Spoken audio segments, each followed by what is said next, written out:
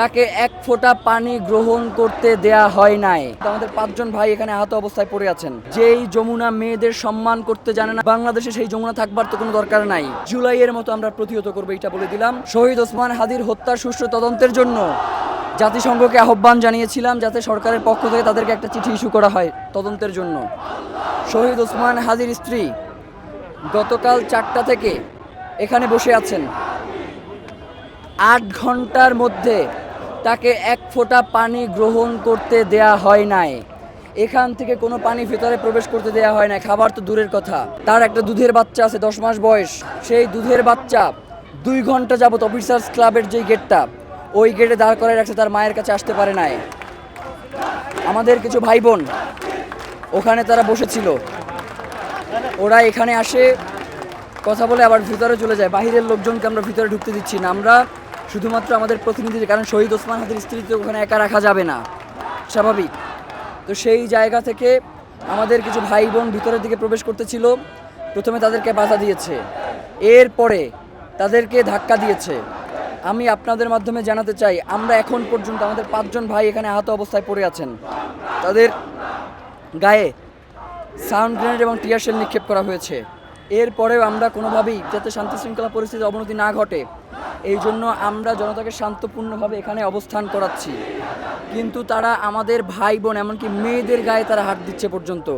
তো আপনাদেরকে বলে রাখি, যেই যমুনা মেয়েদের সম্মান করতে জানে না, যেই যমুনার সিকিউরিটি, বাংলাদেশে সেই যমুনা থাকবার তো কোনো দরকার নাই। বাংলাদেশে রাষ্ট্র ক্ষমতায় থাকতে হলে অবশ্যই মেয়েদেরকে সম্মান করতে হবে। শহীদ ওসমান হাদির স্ত্রীকে সম্মান জানানোর জন্য উপদেষ্টা পরিষদের দপ্তর থেকে একজন পিয়ন পর্যন্ত তার সাথে দেখা করতে আসে নাই। এই কথাগুলো বাংলাদেশের জনগণ কাছে যদি আমরা উপস্থাপন করি, বাংলাদেশ কিন্তু বিক্ষোভে ফেটে পড়বে।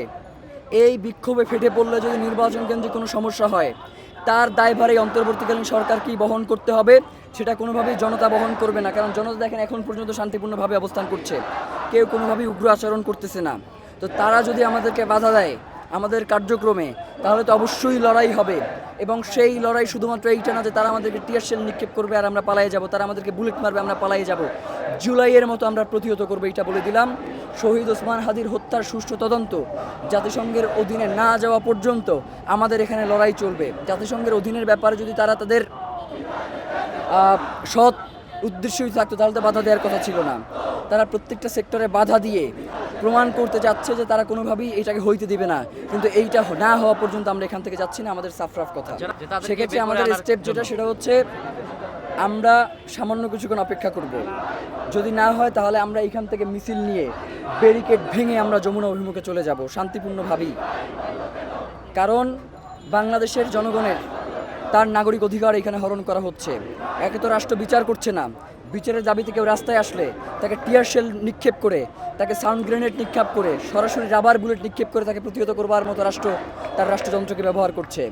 জুলাইয়ের পরে সেই ফ্যাসিবাদী কাঠামোর রাষ্ট্র, সেই স্বৈরতান্ত্রিক রাষ্ট্র কাঠামোকে আমরা আর বাংলার জমিনে বাস্তবায়ন হইতে দেব না। বাংলাদেশের জমিনে এই আজাদির লড়াই ততক্ষণ পর্যন্ত চলবে যতক্ষণ পর্যন্ত একজন নাগরিক তার পূর্ণ অধিকার ফিরে না পাবে। বাংলাদেশ জিন্দাবাদ, ইনকিলাব জিন্দাবাদ। দেশে দেশে সবার সাথে দ্য নিউজ।